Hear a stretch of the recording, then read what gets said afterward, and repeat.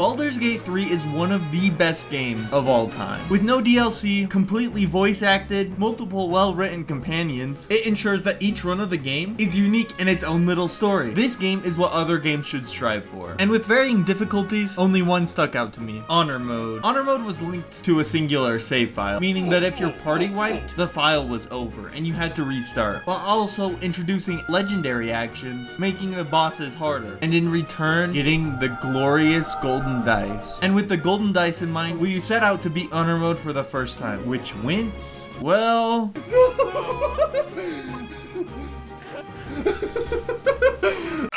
And our second attempt was somehow worse. Please do not blow the thing up.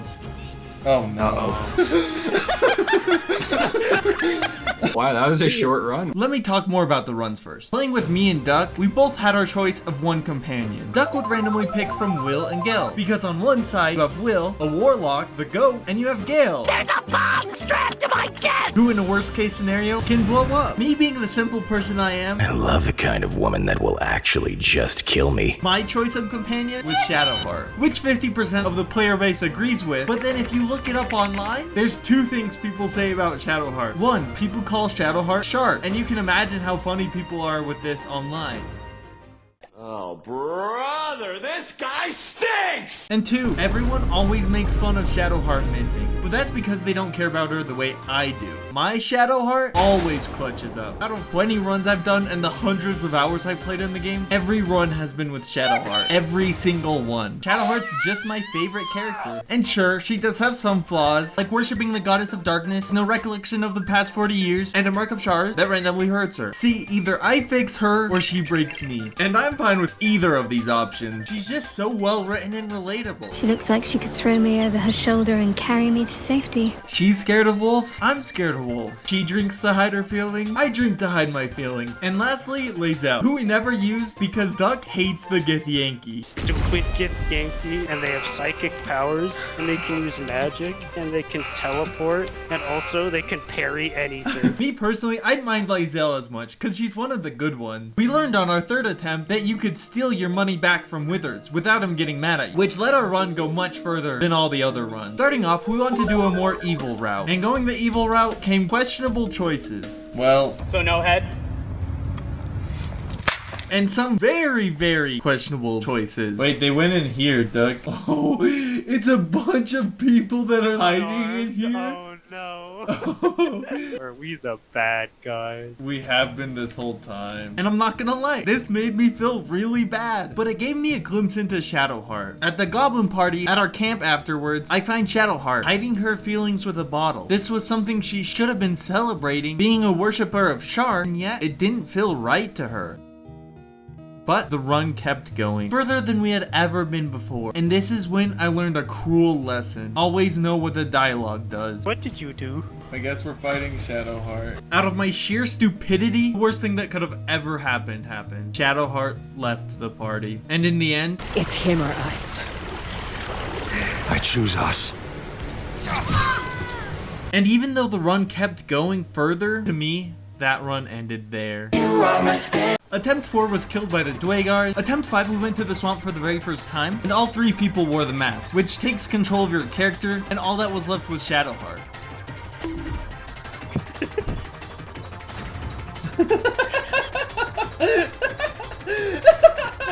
Attempt 6 was lost to the gatekeeper of Act 2, yet again. Attempt 8 was lost to a misinput. How are you hating me? Attempt 9 was lost to ourselves. Attempt 10 was lost due to me trying to push this guy off. Hopefully we don't die. We won't. Aw, dang it. That's okay. That's okay. I'm so glad we took that fight. It wasn't optional, I had to shove him. But the last game had taken a toll. He humiliated me. 7 out of the 10 runs were my fault that we lost. And tired of this, I made a promise. This is the last run, I'm serious. I will not throw this time. Little did we know that was the catalyst of what was going to be our success. That singular guy had brought out 120% of our potential. This is the run! I wake up on a ship, save a brain, kill 2 defenseless people, and most importantly, save Shadowheart. Shadowheart. And after getting this guy's sword, we crash the ship. Whoa, hey. Where we then wake up at a beach, where we get Shadowheart to join our team. And after a hop, skip, and a jump, we save Gale. And shortly after, kill Lae'zel. Man, I want to talk yo. And after this, we do the goblin fight, where we get Will, who's very crucial to the run, as later he... Oh my gosh! With the Tiefling camp saved, it was time to get some XP. With Disguise Self on Shadowheart turning into a drow, you make it so the goblins don't question you. And if you looked like Shadowheart, I wouldn't either. It gives us enough XP to get to level 3, where I multi-class into Monk. After this, I get attacked by a vision, where I get introduced to the big 3 for the very first time. Being level 3, we were ready to save the goat himself, Withers. With Withers free, and with conditional immortality unlocked, we were able to do some of the more challenging fights without fear. Like these paladins, who hit really hard, that were no match to my resurrection. After finishing up that fight, it was time for the gnolls, where if you hit a good roll, the main gnoll will help you fight the other gnolls, and then if you roll good again, like the first of many, you can tell them to We take a break from the fighting to become firefighters, save this guy, and get to level 4, but quickly resume our fighting as someone calls a hit on the 3 goblin leaders. And Izo, being a bounty hunter, agrees. Which brings us to the 3 goblin leaders. You have Gut, who exists, you have Dror, who messes you up if you're not ready. He messed up. I think we messed up. And Minthara, who can actually join your party. And if you kill the Tiefling camp, she does this. So we sneak into their camp, we swiftly deal with Minthara, but accidentally anger the entire goblin camp. Oh no. I didn't realize the whole camp was mad. But we were able to kill everybody besides one person. With a 3v1, we knew we had it, but this game gave us a reminder to never take any encounter not seriously. With an Olympic level throw, it was now 2v1, and with another hit, it was now a 1v1. No distractions. To keep the run going, I had to win this. I had to crit him to kill him, but this is ISO. I'm used to fighting the best and killing them. That wasn't nerve-wracking at all. We cleared their camp and decided to pay a visit with someone who had killed our very first run, the Owlbear. Get it, Rob. Fight of the century. Which, knowing what we knew now, was a cakewalk. After that, we got some more XP from the Harpies and decided to make our way to the Underdark, where we ran into Githyanki, an unpaid forced worker hunter. We're able to kill him by doing some good old-fashioned kiting. Get in the boat and cross the river, in which I don't attempt to push them. I don't need it. I don't need it. That's character development. We make sure to repay their kindness for letting us cross by promptly killing them. We then kill some plates of armor, forge some new armor. Oh crap. That is lava, you gotta get out of there. Shadowheart, you are going to die. Watch out! And then get some good Shadowheart lore, where she tells you how she got saved by Shar worshippers. Where after we learn why Shadowheart's scared of wolves, to make the later fight easier, do a little bit of trolling to 2 people. I'm going to beat you to death.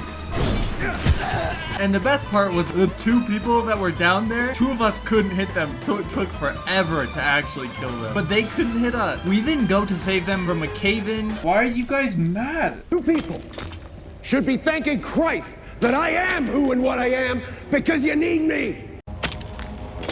You need me to save you. You do. You know what, Duck? I think they deserve to die. It's Nier. Hell no, man. And Nier had a legendary ability that we definitely should have read. That's good. That's I'm just gonna detonate all of them.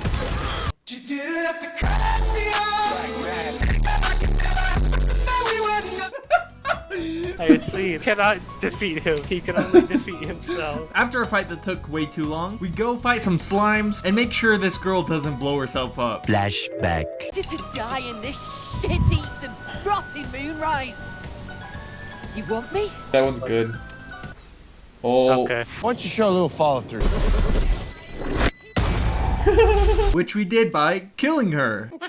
Having done everything we wanted to in the Underdark, we decided to go back and kill Auntie Ethel, where we made sure to only give one person the mask, and honestly, we were kinda over-leveled for it. But that's fine, because we saved the girl, and in exchange for the hag's life, I got a permanent +1 to my strength. And of course, she loves that we saved her. You ruined everything! Little cry, baby. She was going to make a deal to bring back her dead husband, but someone hasn't read the monkey's paw. It's gonna be like a zombie. Correct! And just because she's a crybaby, I also took the wand. She gets nothing. We had done everything we wanted to in Act 1, besides one last thing, the Githyanki. So we make our way there, passing some persuasion checks. We run into a fight, but this fight showed us how far we truly had come. The armor that we made earlier made it so that we couldn't get crit, which was incredibly good. So we get to the castle and stumble upon the Githyanki.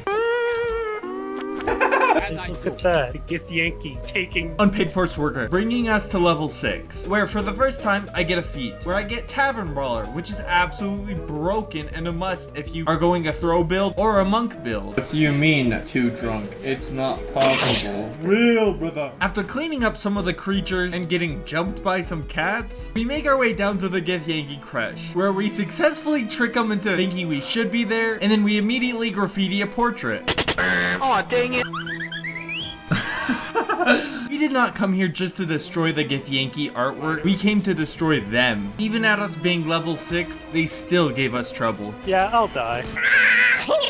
Huge. You got yours. Yeah, I'm playing Clove. I got my one. But what can they do against infinite resurrections? With Withers, we were invincible, is what it would seem. With our recent resurrections, we come back, kill them, and Duck finds an egg laying in the hatchery. And of course, he keeps it safe. We're villains, not monsters. We then steal some Mind Flayer worms, which it's really funny because you can just deny it and they won't attack you because I guess it's not there anymore. But we resume our trolling, feeling so overconfident. I get a little silly, a little mischievous. I was no different from Icarus, feeling so free that it felt like nothing could stop me. I was going to get a cruel reminder that it was Icarus's own hubris that caused his downfall. The room was swiftly reinforced by guards, but we weren't too worried. We had Shadowheart at camp. What could go wrong? Even it being a 2v6, Die. Duck still managed to take down a lot of them. But unfortunately, they weren't killing us, and we passed all the saving throws. What could we do now? So for one final hurrah, I send in Shadowheart. I attempt to heal Duck, which gets him killed yet again, and try to go for the kill. Unfortunately, it doesn't get the kill, and I'm stuck there with 3 people left to kill Shadowheart. So this is how Icarus felt, unable to blame anybody but himself for what he had done, wishing he could have done anything else. Was this the final run? I desperately drop health potions. Maybe that will help. Anything. I just didn't want it to be over. Even attempting save scumming. I don't see a way out of this.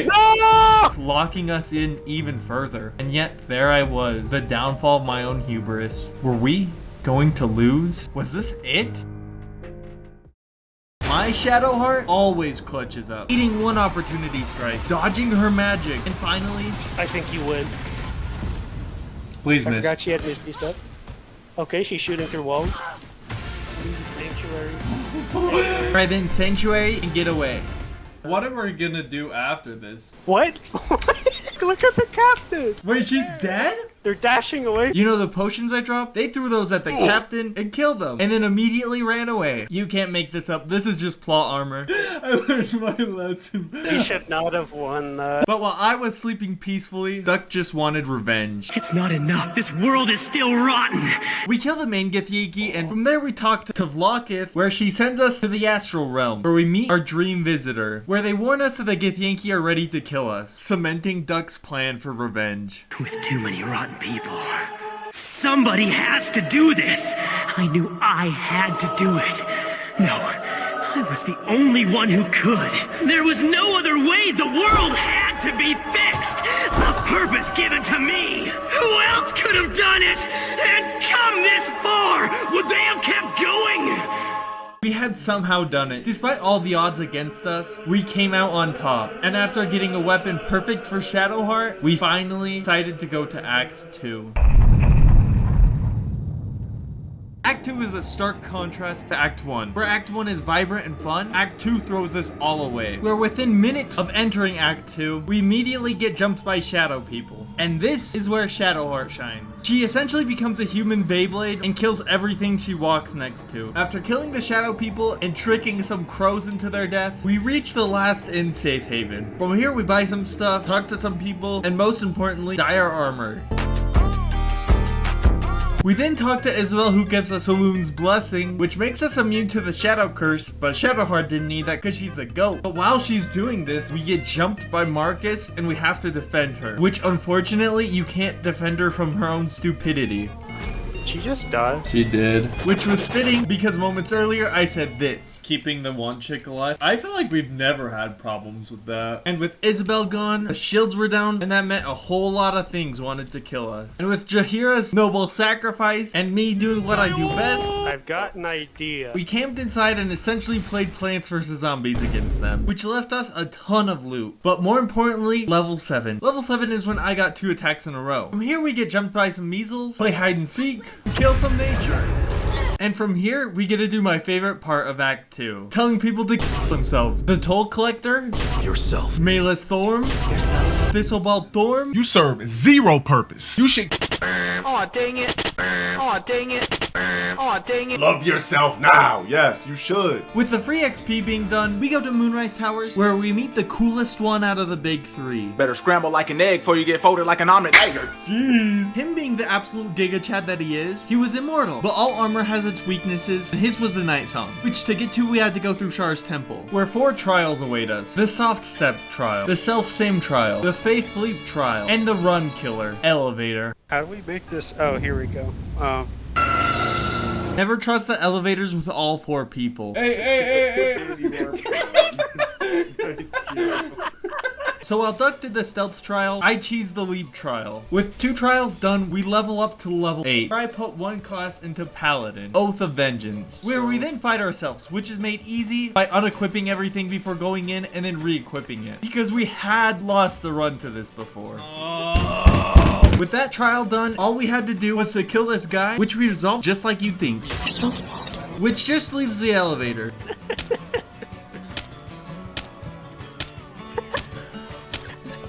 You see what's happening?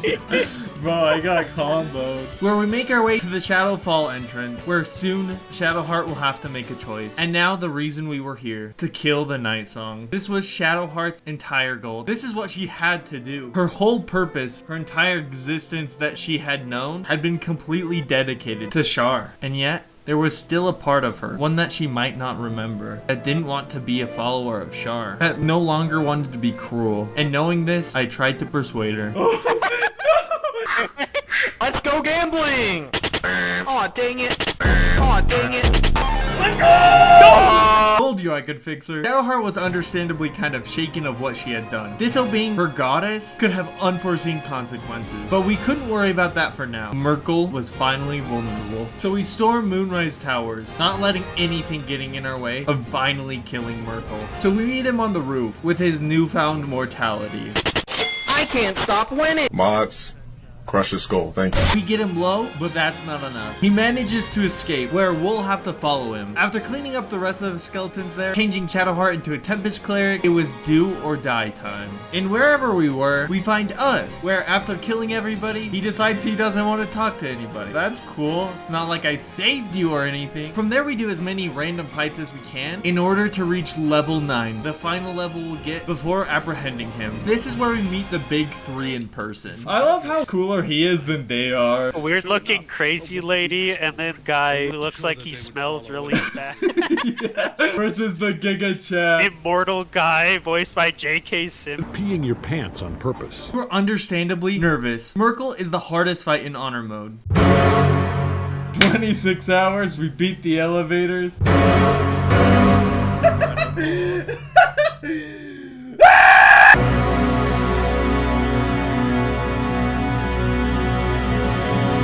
Myrkul has it all. Healing, summoning. Once per turn, he retaliates no matter where you are. Myrkul is the run killer. But today, we are the exception. With the fate of the world on the line, Myrkul, the Lord of Bones, and Shadowheart, the Blessed One, finally battle. A fight between the strongest god in history versus the strongest cleric of today. We start the fight, hitting from invisibility to get the surprise reaction. It then puts us in dialogue, which if you clear the rolls, you skip to the second phase, all while they're still surprised. And this is why we changed Shadowheart into a Tempest Cleric. Oh my gosh. And with a few more hits, the once immortal Myrkul was defeated. It's over. Die! Woo! Yay! We had finally done it, beating one of the big 3, Myrkul. We now were further than we had ever been before. But first, the Moon Maiden needed to show Shadowheart something. Baby Shadowheart. It's her dad. On all levels except physical. I am a wolf. I don't think Char's very nice. And he was still alive. From there, while trying to leave Act 2, we run into even more Githyanki, which after a fight like Myrkul was almost relaxing. We then take a rest before going to Act 3 and immediately get jumped by Githyanki, where we narrowly run away into a portal, where the Emperor is. And guess who else? More Githyanki! Githyanki doing karate against the brain. And despite not really liking the Emperor, we decide we have a common enemy, where the Emperor makes sure that he stays captive so we don't turn into mind flayers, and then tells us his backstory. He was once an adventurer, just like us. Unfortunately, he's not us, and people turned him into a mind flayer. Does this make me like him? No. He then offers a more evolved mind flayer, which makes Clove look like this. Finally, we're able to go to sleep. A very needed reprieve from all the things we had done in Act 2, which leads us to... Waking up, the first thing I noticed, Shadowheart's hair looks different. She has rejected Shar. And after this, I ask her what she thinks of me, which she says, I can't remember the last time I met someone just like you. Perhaps I never did and never will again. And then she asks me what I think of her new hair. It was now time to get to Baldur's Gate. But first, a little weapon upgrade for me. By cheating a rigged game, Nat 20! this dude gets mad How does it feel?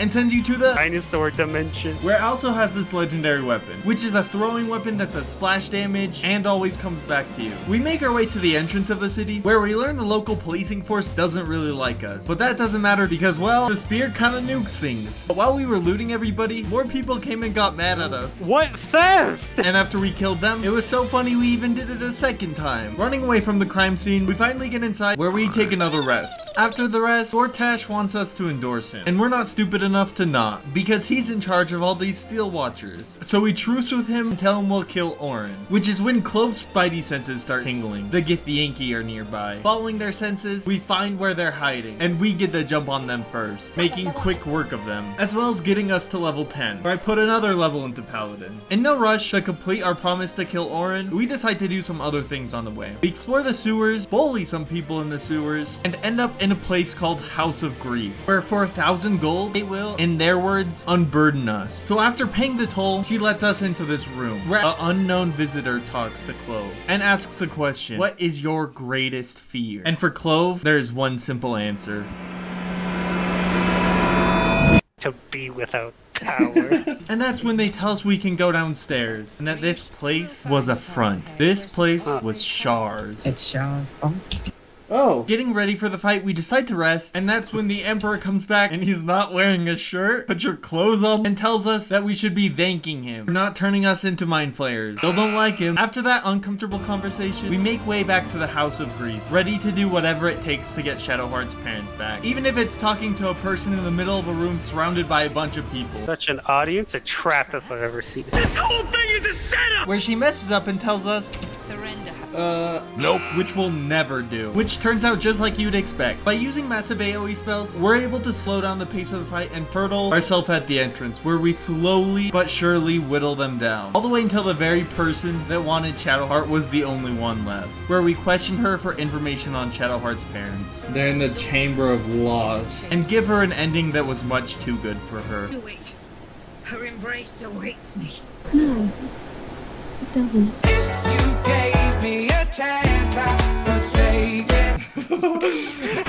Alright, Shadowheart, alright. I'm not gonna lie, that kind of went hard. And knowing where her parents were now, we find the key and go to the Chamber of Laws, where Shar herself awaits us. And there she was, holding Shadowheart's parents captive, forever tormenting both them and their daughter. With her parents still captive, Shadowheart could never be free. She would still always have the pain that Shar gave to her, a cruel, relentless reminder of who Shadowheart used to be, which leaves her with a difficult choice. Does she sacrifice her parents, getting rid of the mark of Shar, or will she release them from Shar's embrace, yet forever bear the brand of Shar's? And when she looks for me for help, I have but one answer.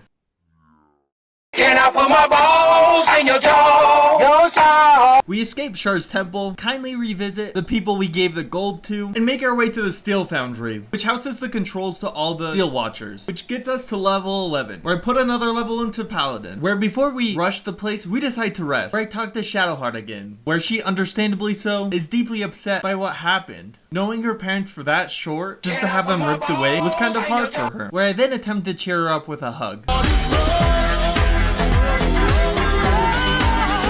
Being well rested, we raid the place, where we learn they're keeping people there to make them work for the place. And if there's one thing we hate, it's free labor. The way they make sure they keep working and don't uprise is by this magical button where if it goes off, their family...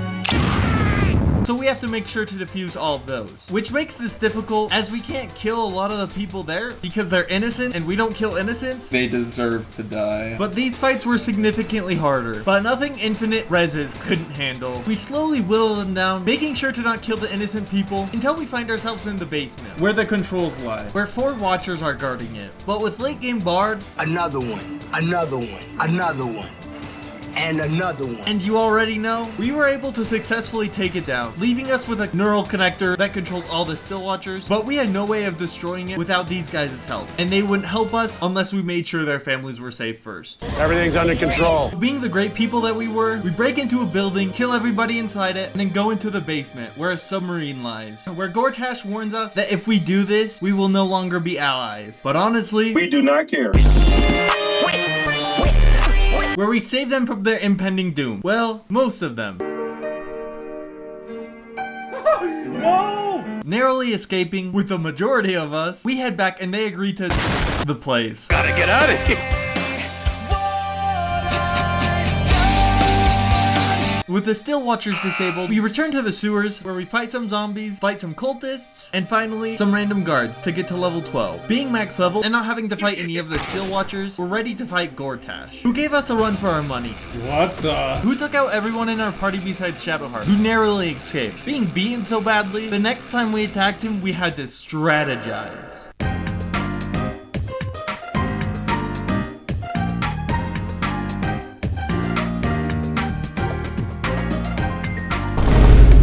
All we had to do was destroy these things. The fight became so much easier. He's just some regular weird guy. With 2 out of 3 of the big 3 gone, and with our proof of the hit being done, we're finally allowed to go see Ball, who approves of this, but then wants us to go further and kill this elephant, which we refuse to do. I can excuse racism, but I draw the line at animal cruelty. You can excuse racism. And so they attack, and they kill everybody there except for Gale, who with his build, if you hit him, he hits you. And in the one-on-one, he wins those. And after freeing the elephant, because we're good people, we go for the last of the big 3. Orin. Is Gale just walking over them?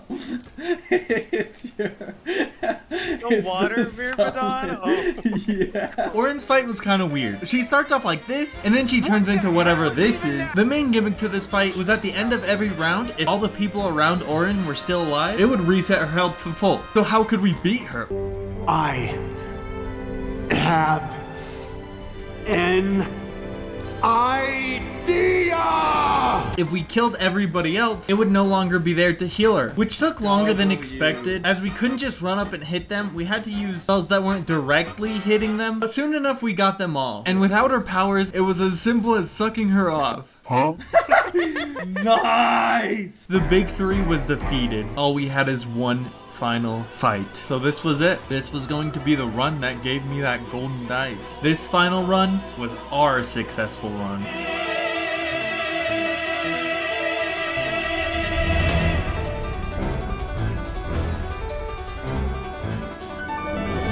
Clove, whose pursuit of power allowed us to get this far. Without them, it would have ended long time ago. Gale, the one ready to make the ultimate sacrifice. Shadowheart, the one who learned that it wasn't who they were yesterday, but the person they chose to be today. And Iso, who just had one more hit. With one final cheer from everybody that we knew, it was our time. But it wouldn't go down without a fight. You kidding?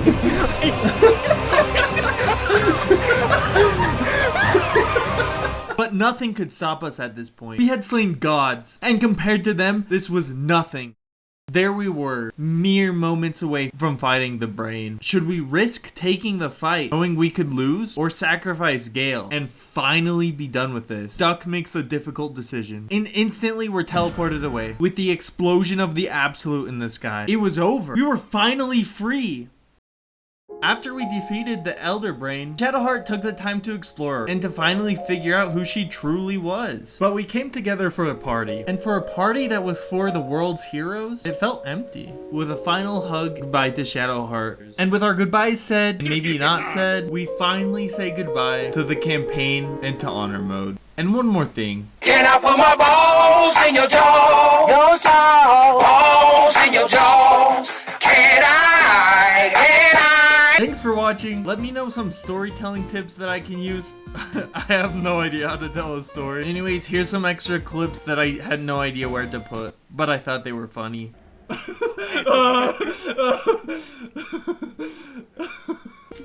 Alright. What the? By short. I want to see what happens.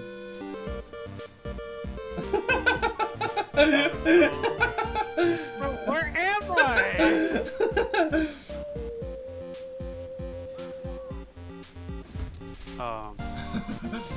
Did you mean to attack yourself? Good thing Okay. Will's hiding. Huh? Oh, what? Huh? What? Huh?